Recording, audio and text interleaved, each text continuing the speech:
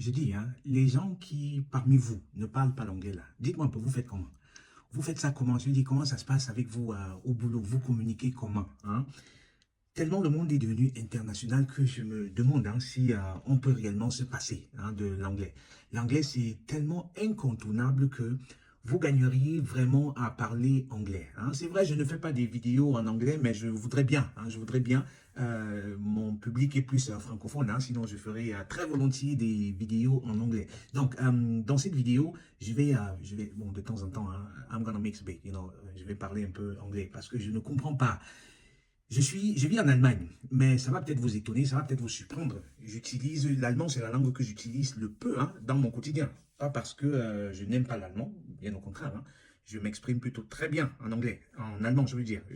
Je dirais même autant, aussi bien qu'en français. Mais je n'utilise pas l'allemand, tout simplement parce que l'anglais, c'est la langue professionnelle, c'est la langue du quotidien. J'ai été particulièrement impressionné aujourd'hui parce que j'étais assis à une table avec des collègues, c'est-à-dire qu'on avait une réunion et tout, ma team, et puis au niveau global. Et donc, c'est des gens qui venaient d'un peu partout. Et j'étais assis à une table où il y avait des Allemands, il y avait des Suisses, il y avait des Français, il y avait des Irlandais, il y avait des Écossais, il y avait des Américains.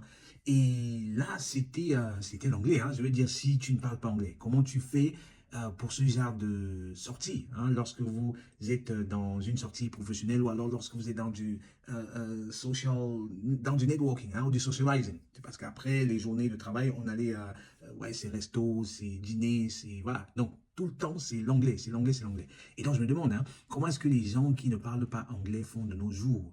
Je vous encourage. I encourage you. You need to learn. You need to learn English, especially if you are just starting your job. If you're starting your job or if you're still a student. So you have to learn English because you will need it later on. So you just can't do without it. It's like everything nowadays is in English. The world is kind of a small village where everyone speaks the same language. Donc, vous devez. Prenez ça, mais vraiment au sérieux. Parce que if there is one skill I believe you need to master is actually communication. And you cannot say you are skilled at communication if you're not good in English, So you have to master English. So mettez-vous à cela.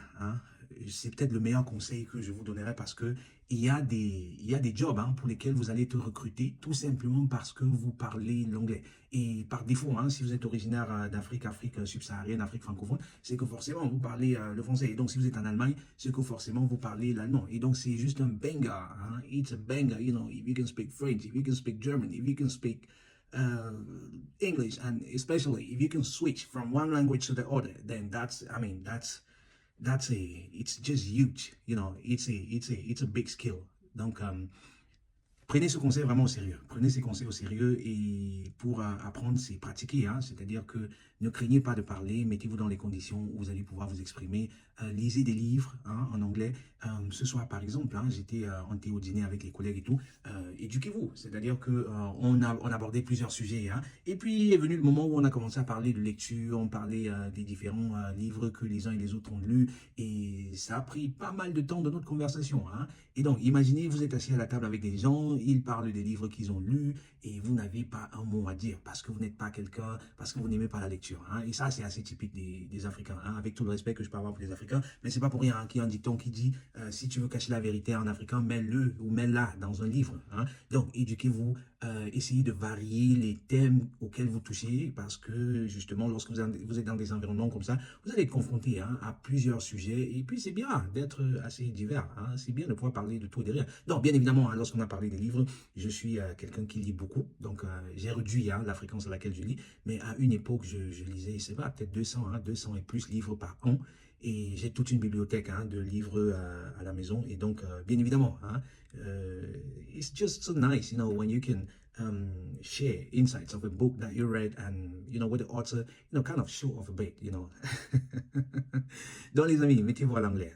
Mettez-vous à l'anglais. Es ist ganz, ganz wichtig. Ja? Sei gut in Sprachen. Ja? Vor allem heutzutage kannst du eingestellt werden, nur weil du mehr wie eine Sprache sprechen kannst. Ne?